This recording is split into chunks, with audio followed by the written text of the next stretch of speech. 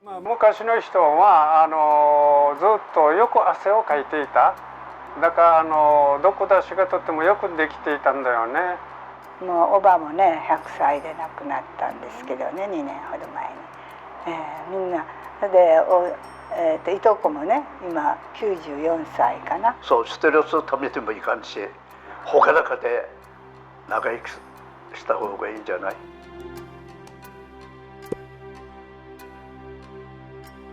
よろしくお願いします。お願いします。まずぜひ自己紹介をお願いいたします。はい、沖縄長者育層の会長ということで下地誠吉です。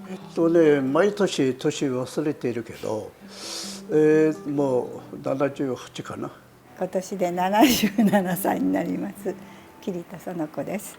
沖縄で生まれまして、高校終わりまして本土へ行きましてね、43年住んでましたけど、時々子供連れてきて里帰りするたんびに沖縄いいとこだなっていうことで、それでいつかはきっと戻ってこようという気持ちで、それでもう18年になりますかね、戻ってきました。モリンガファームの赤嶺と言います。若い頃からずっと農業をやって、今は野菜の自然栽培をメインに、作っています。来年もう70歳になります。70歳なんですね。ふるさとの雰囲気がまだ幼少の頃から残ってましてね、のんびりしてて気を使わないし、近所には都心ではねご近所さんにもこう気を使う生活でしたからね、とっても楽です沖縄。そうですね、昔のおじおばあたちがよく食べていたのが、夏場沖縄県では野菜が少ない時に、寒玉って分かりますかね。芋のつるね、それから煮金、あと塩菜、こういうもんには鉄分がたくさん入ってるわけよね。だから昔のおじおばあたちは熱中症貧血が全くなかったっていうことですよね。やっぱり衣食同源ですね。要するに野菜とかね、海のもずくとか、ね、肉に似た野菜があると、いわばタンパク木の根っことかね、ああいうものに結局タンパクのある野菜があると。まずは大豆、豆腐とかね、豆腐もタンパクでしょう。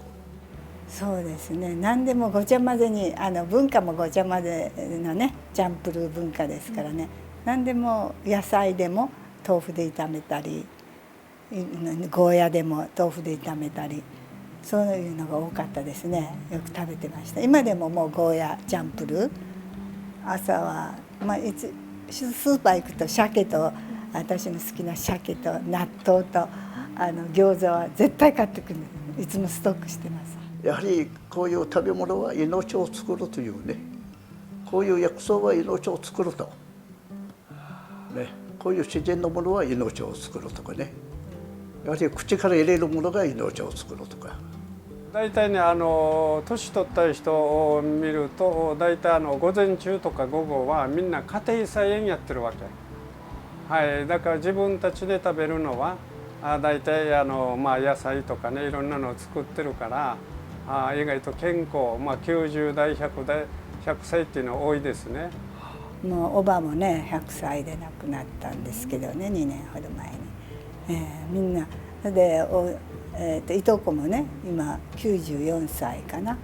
それでもう元気で現役ででも87、8ぐらいでもう車も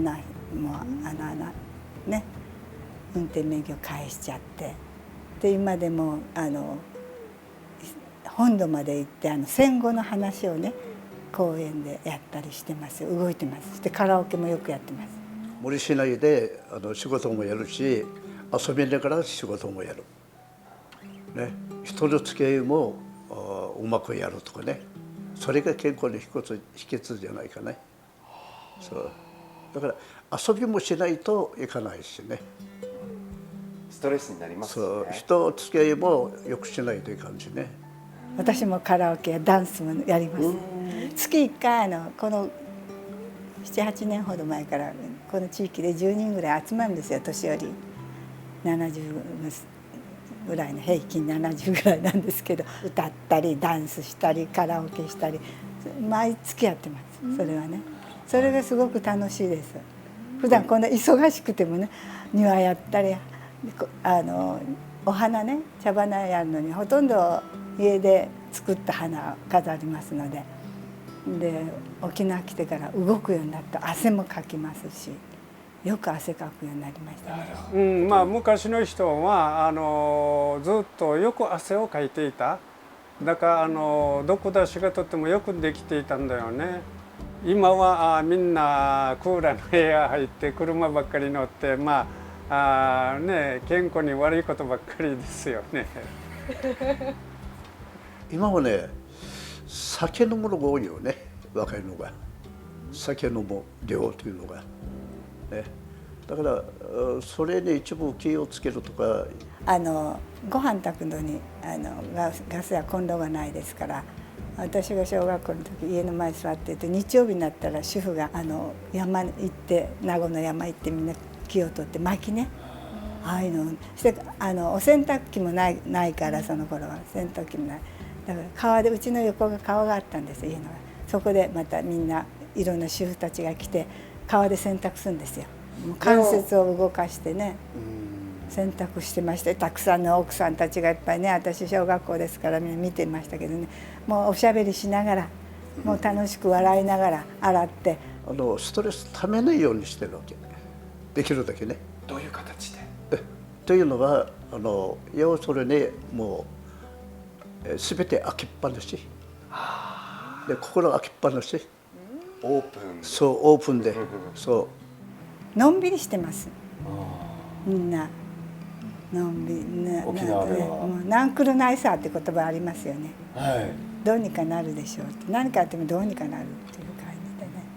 ストレス感じる時たまに何かありますよ。まあ2、3ヶ月に一遍ぐらいあれという感じあっても、もうまたね、なんくるないさっていう感じで、ね、沖縄の文化の中でそのストレスをもう流すっていうか、あんまり気にしすぎないっていうありますのが。本土にいる生活は気にしましたね。やっぱり子育て3人娘育ててちょっと違うんですよね。今の沖縄は男性でいうと40何番目ぐらいかな、長寿でいうとね。まあ私が気づいたのは、なんかこの添加物とか野菜のまあ特に遺伝子組み換えとか、そういう化学物質が入った野菜ばっかり食べてるから。まあなんか簡単に言うと、人間が酸化してる。もっと分かりやすく言えば、酸化すると蚊によく刺される。だから私なんかは中性から弱アルカリになってるから蚊が刺さないんですよ。なるほどですね。だから昔のおじおばあたちはほとんど蚊に刺されてなかった。なんか心配になってます。最近低くなってるからね。長野とかがねアップしてますよね。やっぱりいろんな養殖が多くなってね、食べ物が変わりつつありますよね、今の若い方は特にね。やはり元に戻らんといかんわけね、長寿、世界一の長寿に。だからこの今の若い者を完璧にいいものを取る、自然も取る、リラックスもする。ね、あんまり怒ってもいかんしね、そうストレスをためてもいかんし、朗らかで長生きした方がいいんじゃない？多少野菜でも少し曲がったのとか葉っぱが虫食いっていうのもどんどん買ってほしいわけ。きれいなものっていうのはやっぱ化学物質で作られてるから、だから見た目がね、見た目がいいのはだから冷蔵庫でもすぐ腐れるはずです。だからうちが売ってるのは腐れるんじゃなくて枯れる野菜。だから腐れる野菜と枯れる野菜っていうのがあるわけね。自分で野菜を作って食べるとかね、自分で海のそばから苦根でもいいから取って食べるとか、そういうのが一番いいんじゃないかな。仕事忙しくってもパパッとこうなして自分の時間とか、お昼寝毎日してます。お昼寝はよくやる。もう今は忙しいから1日おきぐらいですけど、必ず何時間は寝るとかね、2時間ぐらい昼寝る時もあります。よく寝ますね、それは。ありがとうございます。はい、ありがとうございます。ありがとうございます。